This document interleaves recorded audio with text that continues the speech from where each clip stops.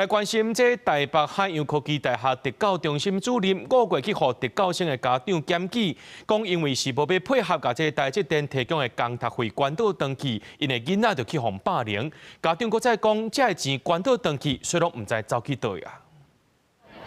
台积电最近几年对各大学提供校园服务代表计划，只要在学生领有身障手册，向主管还是特教老师报名，向台积电官网经过审核，就有机会担任校园代表，获给比较上低基本工资。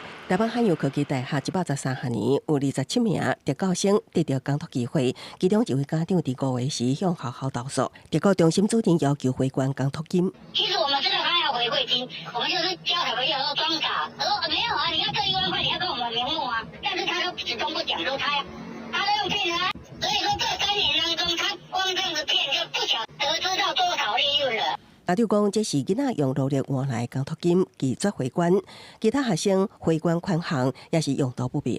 也不过说了，囡仔都互主任们呛声红色工作，也是实习机会。他是很热诚的一个老师啊，他也得了很多奖啊。至于对学生是不是很凶悍或是怎么样，因为我们没有在现场，所以我们要调查清楚。学校表示，5月22日受理调查，5月28日将主任调离行政职。违章的3位校外委员，伫6月下旬开始调查，按定时调查结果8月下旬出来。必要的是会当延长1个月，上济延长2摆。依照调查结果属实，依相关规定变更处理。看法规是怎么写的啊？它的严重性到哪里哈？如果是没有这回事，就要还人家清白啊。教育部指出，7月底接到家长陈情，有计设备拜五到学校实地访视，导导学校依规定查处，了解提供相关学生必要的个别支持措施甲辅导，确保特教学生的权益。记者综合报道。